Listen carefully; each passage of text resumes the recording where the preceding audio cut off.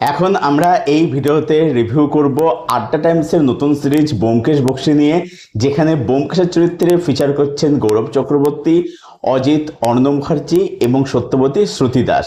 তো কেমন হলো এই নতুন ব্যোমকেশ? ভালো হলো নাকি হলো না, চলুন জেনে নেওয়া যাক। তো এই যে নতুন ব্যোমকেশ বক্সী যে সিরিজটা, যেখানে আমরা টোটাল 6টা পর্ব দেখতে পাচ্ছি। যদি আমি একদম স্পেসিফিক্যালি বলি যে কতক্ষণ এক্সাক্ট আমার সময় লাগবে কোনো ব্রেক টেক না নিয়ে, তাহলে আপনার সময় লাগবে 2 ঘন্টা 23 মিনিট। ঠিক আছে, মানে একটা ফিচার ফিল্মের মতো আর কি। তো এবারে এখানে যেটা করা হয়েছে, এখানে ডিরেক্টর অরিত্র সেন, তিনি সত্যান্বেষী এবং অর্থমনর্থম এই দুটো গল্পে কম্পাইল করেছেন। এবারে যদি আমি সে ভালো দিক খারাপ দিক নিয়ে আসি, যদি তো আমার যে সিস্টেমের মধ্যে কিন্তু অনেক কিছু কিন্তু পজিটিভ দিক রয়েছে। তো এখানে সর্বপ্রথম আপনাকে বুঝতে হবে যে এই দুটো গল্প সিলেকশন করার কারণটা কি। কারণ হচ্ছে যে সত্যান্বেষী, যেটা হচ্ছে ব্যোমকেশের অরিজিন স্টোরি, এবং অর্থমনর্থ হচ্ছে যেখানে সত্যবতীকে আমরা ইন্ট্রোডিউস হতে দেখি। এবারে এর যে স্ক্রিন প্লে স্ট্রাকচারটা, সেটা হচ্ছে এরকম আপনি বলতে পারেন যে, ফর এক্সাম্পল আমি বলছি আপনাকে, রিসেন্টলি বা বেশ কিছুদিন আগে একটা সিনেমা দেখছিলাম, বেশি অনেকদিন হয়ে গেল বলতে পারেন আর কি। একটা মালায়ালাম সিনেমা যার নাম ছিল হচ্ছে আনবেশিপিন কান্ডেথুম, যেখানে টবিনো থমাস ছিল। তো সেখানে আমি দেখেছিলাম যে মানে দুটো কেস নিয়ে গল্প, একটা সিনেমা, গোটা সিনেমা ছিল আর কি। যে একটা কেস ইনভেস্টিগেট করলো, সলভ হয়ে গেল, আবার ঠিক পরে একটা কেস শুরু হলো আর কি। তো দুটো কেস মানে প্যারালালি চলেছে, মানে প্যারালাল বলবো না, মানে পরপর চলেছে আর কি। তো এইখানেও ঠিক সেভাবে কিন্তু গল্পগুলোকে মানে বলা হয়েছে আর কি, যে একটা গল্প শেষ হচ্ছে, ঠিক তারপরে পরের গল্প শুরু হচ্ছে, এরকম জিনিসটাকে এখানে দেখানো হয়েছে আর কি। এবার সিরিজটার মধ্যে আমার কাছে বলবো যে অনেক কিছু কিন্তু ভালো লেগেছে। প্রথম যেটা বলবো সেটা হচ্ছে যে এর টেকনিক্যাল অ্যাসপেক্ট, টেকনিক্যাল বলবো যে সিরিজটা কিন্তু বেশ ভালো হয়েছে। এর মেকিং বলুন, প্রোডাকশন ভ্যালু, তারপর হচ্ছে কালার, ক্যামেরার কাজ। তারপর একটা জায়গা আছে যেখানে দেখবেন মোস্ট প্রবলি এটা 5th এপিসোডের দিকে থাকবে, যে ব্যোমকেশ অজিত তারা সিনেমা দেখে বেরোচ্ছে। তো অনেক সময় যেটা দেখা যায় যে পেছনের ব্যাকগ্রাউন্ডের পোস্টারগুলো খেয়াল করা হয় না। তো দেখলাম সেখানে কিন্তু মানে পুরোনো বাংলাদেশের ইন্দিরা ছবির পোস্টার সেখানে দেওয়া আছে দেখলাম আর কি। তো সেই ছোট ছোট ব্যাপারগুলো, তারপর ধরেন যে সাইডে যে ধরুন গাড়ি দাঁড়িয়ে আছে, যে গাড়ি সেখানে তখন যে গাড়ি ছিল আর কি, বা ধরুন তার সাথে সাথে হচ্ছে টানা রিক্সা, মানে সেই সময়ে যে ধরনের জিনিসপত্র ছিল, পপুলার ছিল, পপ কালচার ছিল, সেইগুলোতে কিন্তু খেয়াল কিন্তু করা হয়েছে আর কি। ঠিক আছে, ছোট ছোট যে ডিটেলিং গুলো, যেটা আমরা পিক ডিটেলিং গুলো, সেগুলোতে কিন্তু খেয়াল কিন্তু এখানে করা হয়েছে।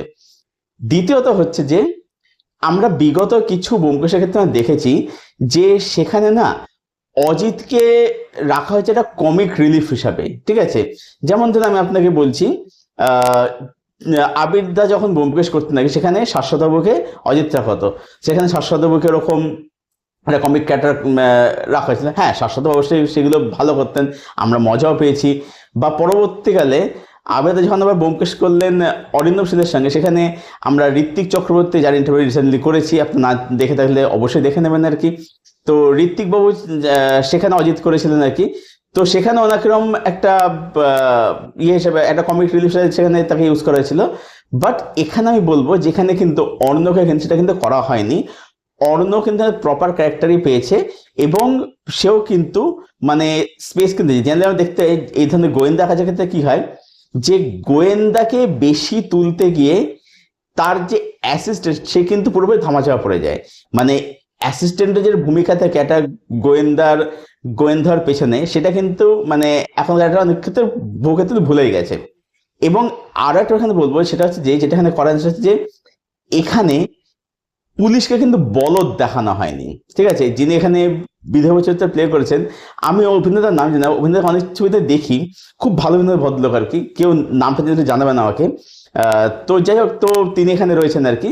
তো এখানে কিন্তু তাকে, তার সঙ্গে ব্যোমকেশ একটা একটা হালকা মজা, একটা বলেন যেটা আমরা বলে পেছনে লাগা, সেইগুলো দেখিয়েছে। কিন্তু কোথাও কিন্তু দেখা হয়নি যে বিধবা ক্যারেক্টারটা একদম ডাল বলদ, এটা কিন্তু দেখানো হয়নি। যেটা দেখাচ্ছে যে বিধবাবু বুদ্ধি রাখেন, অবশ্যই তিনি বুদ্ধি রাখেন, তিনি একজন পরে দেখা যাচ্ছে তিনি প্রমোশনে পাচ্ছেন। কিন্তু এটা দেখা যাচ্ছে যে ব্যোমকেশের বুদ্ধিটা আরো বেশি তার থেকে, এটাই দেখাচ্ছে। কিন্তু সেটা দেখাতে এটা করা হয়নি যে ব্যোমকেশ বিশাল বুদ্ধিমান, পুলিশ একদম ততোধিক বলদের, সেটা কিন্তু করা হয়নি। তো এই ব্যাপারটা ভালো লেগেছে। তারপরে হচ্ছে এখানে এটা করা হয়েছে যে আমরা অরিজিনাল টেক্সটে আমি কি পড়েছিলাম, যে ব্যোমকেশ প্রথম সে হচ্ছে অতুল মিত্র নাম নিয়ে সে ওই অযোধ্যা পাড়ায় ওদের মেসে থাকতে আসছে। কারণ হচ্ছে যে ওই যে ড্রাগস ওখানে যে নেক্সাসটা সেটা তো ওখান থেকে তো হতো। তো এইবার কি করা হচ্ছে, ব্যোমকেশ ওই অতুল মিত্র নাম নিয়ে সে ওখানে এসে থাকছে, ঠিক আছে। এবার সেটা আমরা একদম শেষে জানতে পারছি যে অ্যাকচুয়ালি সে হচ্ছে গোয়েন্দা বা সত্যান্বেষী। কিন্তু এইখানে ডিরেক্টর যা করেছে অরিত্র সেন, সে হচ্ছে যে মানে এখানে দেখাচ্ছে যে এই যে যেটা আমরা জানতে পারি, যেটা বইয়ে পড়েছি বা যেটা আমরা আপনি যেটা সানজাসনে শুনেছেন, যে ব্যোমকেশের সঙ্গে পুলিশ কমিশনারের একটা আন্ডারস্ট্যান্ডিং ছিল, একটা বোঝা পড়েছে, প্ল্যানিং, তারা প্ল্যানকে ব্যাপারটা মানে ইয়ে করেছিল আর কি, ঠিক আছে। যে এবং সেই প্ল্যানেরই প্ল্যান অনুযায়ী ব্যোমকেশ ছদ্মবেশে মানে ডিসগাইজ নিয়ে অন্য নাম নিয়ে এখানে এসে থাকে আর কি, থাকতে শুরু করে ওদের মেসে এসে। এবার এখানে সেটা দেখিয়েছে। এবার আমরা এখানে জানতে পারি না যে কমিশনের সঙ্গে ব্যোমকেশের মানে দেখা হয়েছিল বা তাদের মধ্যে কি কথা, সেটা এখানে বইয়ে আমরা জানতে পারি না। সেইটা কিন্তু এখানে দেখানো হয়েছে যে তারা কি কথাবার্তা তারা বলছে, এবং আমরা ওখানে জানতে পারছি যে অ্যাকচুয়ালিতে ও হচ্ছে ব্যোমকেশ বক্সী, যে অতুল মিত্র নাম নিয়ে ওইখানে এসে রয়েছে। এবং পরবর্তীতে আমরা দেখা যাচ্ছে যে অযোধ্যা কিন্তু জেনেও যাচ্ছে যে অ্যাকচুয়ালি সে হচ্ছে ব্যোমকেশ বক্সী, ঠিক আছে। এবং সেখান থেকেই তাদের মধ্যে যে বন্ধুত্ব বন্ড সেখানে তাদের মধ্যে এখান থেকে করে দেওয়া হচ্ছে আর কি, ঠিক আছে। মানে বাকিরা যায় না, এরকম জিনিসটাকে দেখানো হয়েছে। তো এখানে যে স্টোরিটার যে টেকটা নেওয়া হয়েছে সেটা কিন্তু একদম মডার্ন একটা টেক কিন্তু এখানে কিন্তু নেওয়া হয়েছে, ঠিক আছে। তো যেটা কিন্তু আমার বলতো যে বেশ কিন্তু ভালো লেগেছে, বেশ ভালো হয়েছে আর কি। এবার বাকি সবকিছু কিন্তু মানে বললো যে গল্প যে আর কি সেটা কিন্তু বললো যে মানে একই রকমের কিন্তু এখানে রাখা হয়েছে, ঠিক আছে। সেই গল্প কিন্তু বিশেষ কিন্তু কাটচা পরিবর্তন করা হয়নি, শুধু এই জায়গাগুলো যেটা হচ্ছে মানে দেখুন ব্যাপারটা হচ্ছে লুক অ্যান্ড ফিল সবকিছু কিন্তু ট্র্যাডিশনাল রেখেছে, ঠিক আছে। কিন্তু তার সাথে যেটা করেছে হচ্ছে এটা ডার্ক একটা অ্যাপ্রোচ এনেছে, এবং তার সঙ্গে সঙ্গে যেটা করেছে সেটা হচ্ছে যে ডিরেক্টর একটা এরকম একটা ক্রিয়েটিভ টেকনিক চয়েস নিয়েছে, একটা সিনেমাটিক লিবার্টি নিয়েছে আর কি। আমি একটা আপনি এক্সাম্পল দিয়ে বলছি যে একজন ডিরেক্টর আছে আমাদের বাংলার, ঠিক আছে, তিনি নিজেই পেটান আর কি, আপনারা জানেন আমি কার কথা বলছি। তো যখন তাই জিজ্ঞেস করেছিল তখন তিনি বলেছিলেন যে লেখক লিখে গেলে কি করবে। ব্যাপার হচ্ছে লেখক তিনি যখন সেই গল্পটা লিখেছিলেন তখন সেটা তিনি সেই সময়ের মতো করে লিখেছিলেন, ঠিক আছে। কিন্তু ধরুন একটা স্টোরি বা একটা ধরুন সিনেমার ডেফিনেশন, সেটা তো সময়ের সঙ্গে সাথে পরিবর্তন হচ্ছে। তাহলে যখন সেটা পরিবর্তন হচ্ছে তখন আপনাকে গল্পটাকে, মূল গল্প যে টেক্সটটা সেটাকে আপনাকে এক রেখে সেখানে আপনাকে যে মডার্ন যে টেক নিতে হবে, যেটাকে বলা হচ্ছে সিনেমাটিক লিবার্টি, যেটা হচ্ছে ডিরেক্টরস চয়েস। ডিরেক্টরস চয়েস বলতে আমার অন্য কিছু আপনি ভাববেন না প্লিজ, আমি ওই ডিরেক্টরস চয়েস আমি বলি যেটা আপনি এখন ভেবে বসে আছেন। এনিওয়ে জোকস অ্যাপার্ট, তো সেটা হচ্ছে ডিরেক্টরস একটা ডিরেক্টর টেক সেটা আর কি, ঠিক আছে। তো সেটা কিন্তু করা হয়েছে। তো যে কারণে কি হচ্ছে, আপনি গল্প জানেন কিন্তু যেহেতু এই নতুন টেকগুলো নেওয়া হচ্ছে আপনার দেখতে কিন্তু বলবো যে বেশ ভালোই মজা লাগবে দেখতে আর কি। এবার যে অর্থবন্ধের কথাতে আর কি, আপনি অর্থবন্ধের গল্পের মধ্যে সেখানেও কিন্তু সত্যবতীকে কিন্তু সন্ধ্যা তালিকায় রাখা কিন্তু হয়েছিল, অরিজিনাল টেক্সটের কথা আমি বলছি, সেটা কিন্তু এখানেও করা হয়। এবার যদি আপনি দেখেন অরিজিনাল গল্প টেক্সটের মধ্যে সেখানে কিন্তু মানে যেটা ব্যোমকেশ অজিতকে বলে যে সে সত্য অন্বেষণ অনেকদিন থেকে করছিল, অর্থাৎ কি সত্য মানে কিন্তু সত্য মানে সত্যবতী, অর্থাৎ সত্যবতীর সঙ্গে আলাপচারিতা সে কিন্তু অনেক থেকে করছিল, এবং লাস্টে দেখা যায় তাদের মধ্যে প্রেম হয়। এবার এইখানে কিন্তু ওটা কিন্তু দেখিয়েছে, যেটা আমার গল্প জানতে না সত্য সাহিত্য কি ব্যোমকেশ কনভার্সন করেছিল না করেছিল জানতে পারি না, সেটা কিন্তু এখানে দেখেছি সত্যি সে কথাবার্তা বলছে, কনভার্সন করছে। তো এটা ডিরেক্টর টেক, ঠিক আছে, ডিরেক্টরের ডিসিশন যে আমি এটা দেখাবো সেটা দেখিয়েছে কিন্তু, ঠিক আছে। মানে ব্যাপারটা কি হয়, ধরুন আমরা রিসেন্টভাবে গোয়েন্দাগল্প দেখতে পাচ্ছি কি যে মানে প্রথমে কিছুই দেখাবো না, পরে সবাইকে এক জায়গায় ডাকবো, ডেকে ডিরেক্টর একদম পুরো গুছিয়ে সবকিছু, সেটা কিন্তু এখানে হচ্ছে না। হ্যাঁ, প্রথম গল্পে কিছুটা হয়েছে আমি বলতে পারি, সত্যান্বেষী গল্পটা সেটা হয়েছে কিছুটা, কিন্তু সেকেন্ড গল্পে কিন্তু যেটা অর্থ সেখানে হচ্ছে না, যে একদম স্পুন করে দেখো সেটা কিন্তু হচ্ছে না। মানে এটা কিন্তু দর্শকে কিন্তু ওরকম ভাবে যে মানে দর্শক এগুলো খেলে দেবে সেটা কিন্তু বানানো কিন্তু হয়নি, ওটা কিন্তু ওরকম দেখানো কিন্তু হয়নি। সত্য সে কনভার্সনটা এখানে দেখানো হয়েছে, ঠিক আছে। আবার যদি আপনি দেখেন অরিজিনাল যে টেক্সটটা ছিল অর্থমাধ্যমে, সেখানে দেখবেন লাস্টে ব্যোমকেশ কি বলে, লাস্টে মজা দিয়ে শেষ হয়, লাস্টে ব্যোমকেশ কি বলে যে যে আমি এখন বেরোচ্ছি, এরকম ভাবে বলে আর কি, যে মানে বেসিক্যালি হচ্ছে 70% দেখা কথা আছে এটাই বলে, বা বিয়ের কথা বলছে এরকম ভাবে বলে। এবার এই জায়গাটা যখন দেখেন, এই জায়গাটা কিন্তু একটু ইললজিক্যাল হচ্ছে। কেন ইললজিক্যাল হচ্ছে আমি বলছি ব্যাপারটা, তার কারণ হচ্ছে যে ধরুন যে মারা গেছে, মানে যে ধরুন ধরা পড়ছে আর কি, যে খুনি ছিল আর কি অর্থ মাধ্যমে, এবার কি হচ্ছে, যতই হোক সে তো তাদের বাড়ির একজন ছিল। এবার সেই জায়গায় দাঁড়িয়ে মানে একটা প্রেমের অ্যাঙ্গেল শেষ হচ্ছে, এটা কিন্তু মানে লজিক্যালি কিন্তু যায় না আজকে দাঁড়িয়ে দেখলে আর কি, ঠিক আছে। কিন্তু সেটা কিন্তু এখানে দেখানো কিন্তু হয়নি, এখানে সে জিনিসটা এন্ড কিন্তু করা হয়নি আর কি। এখানে কিন্তু যে এন্ডিংটা সেটা কিন্তু লজিক্যাল এন্ডিং কিন্তু করা হয়েছে আর কি। তারপরে একটা জিনিস বলবো, সেটা কিন্তু এখানে বাজারে সত্যবতী এখানে সন্ধ্যা তালিকা রয়েছে, সেটা কিন্তু বাজারে কিন্তু রাখা হয়েছে আর কি। যেন আমি জানি যে অন্যান্য হলে ফ্যামিলি আর্টসের কথা হবে, সত্যবতীকে একটা পুরোপুরি ভালো একটা দেখানো হতো, যে সে কখনো দোষ নেই, সে ইনোসেন্ট দেখানো হতো, সেখানে করা হয়নি। সত্যবতীকে কিন্তু যথেষ্ট এখানে গ্রে ক্যারেক্টার কিন্তু দেখানো কিন্তু এখানে হয়েছে, এটা কিন্তু বললো যে বেশ ভালো ভালো চয়েস আছে। তো যদি আমি রাইটিং কথা ভালো বলি, বলবো রাইটিং কিন্তু ভালো হয়েছে, বেশ ভালো রাইটিং এখানে হয়েছে। মানে মূল গল্পকে কোনো মানে পরিবর্তন করা হয়নি, সেটা একই রাখা হয়েছে। বাট ডিরেক্টর যেহেতু নিজের কিছু চয়েস টেক কিছু নিয়েছেন, তো সেই কারণে কিন্তু গল্পগুলো যখন দেখছেন আপনি, তখন দেখতে আপনার কিন্তু ভালো লাগবে আর কি। আর টেকনিক্যাল অ্যাসপেক্টের কথা বললাম আর কি, যে টেকনিক্যাল সিরিজটা কিন্তু বলবো যে বেশ ভালো হয়েছে, ক্যামেরার কাজ, এগুলো কালারের কাজ, ছোট ছোট যে রেফারেন্সগুলো আর কি, পপ কালচার রেফারেন্স, এগুলো বলবো অবশ্যই কিন্তু ভালো হয়েছে। নেক্সট বলবো এখানে হচ্ছে কাস্টিং এবং তাদের পারফরমেন্স। সবার মধ্যে গৌরব চক্রবর্তীর কথা। গৌরব চক্রবর্তী, তিনি জানেন যে কালাস বাংলা তিনিও ব্যোমকেশ প্লে করেছিলেন আর কি, এর আগে ব্যোমকেশ তার করা হয়ে গেছে, এবং সেটা কিন্তু বললো বেশ ভালো ব্যোমকেশ হতো আর কি। সেখানে রিধিমা তিনি সেখানে সত্যবতী প্লে করেছিলেন আর কি। তো সত্যি কথা পরে আমি আসছি। তো ব্যোমকেশ কিন্তু সে কিন্তু বেশ ভালো করেছিল। এবং আপনি নিশ্চয়ই জানেন যে রিসেন্ট টাইমে সানডে সাসপেন্সে বর্তমানে তিনি কিন্তু ব্যোমকেশ চরিত্রটা পাঠ করছেন, তো তাকে কিন্তু ব্যোমকেশ বলে বেশ ভালো মানিয়েছে আর কি, ঠিক আছে।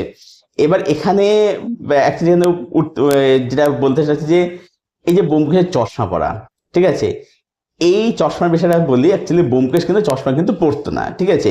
অ্যাকচুয়ালিতে চিড়িয়াখানা যে সিনেমা ছিল সত্যজিৎ রায়, সেখানে সত্যজিৎ রায় তিনি ব্যোমকেশের চশমা দিয়েছিলেন, ঠিক আছে। ওই যে বললাম এটাও ডিরেক্টরস চয়েস, ঠিক আছে। তো তারপর থেকেই ব্যোমকেশের চশমা দুটো জনপ্রিয় হয়, এবং সেটা কিন্তু চলতে থাকে, সেটা করা হয়েছে, ঠিক আছে।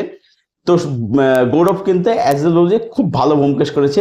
এবং যদি আপনি দেখেন তার যে ধরুন গলার ভয়েস, তার যে কথা বলার যে ভঙ্গিমা, তার যে বডি ল্যাঙ্গুয়েজ, সেটা কিন্তু তার মধ্যে কিন্তু ব্যোমকেশের ছাপ কিন্তু রয়েছে। এবং ব্যাপারটা হচ্ছে যখন ধরুন গৌরব যখন ব্যোমকেশ প্লে করেছিল কালাস, তখন ব্যোমকেশের যখন গৌরবের বয়সটা অনেকটা অল্প ছিল।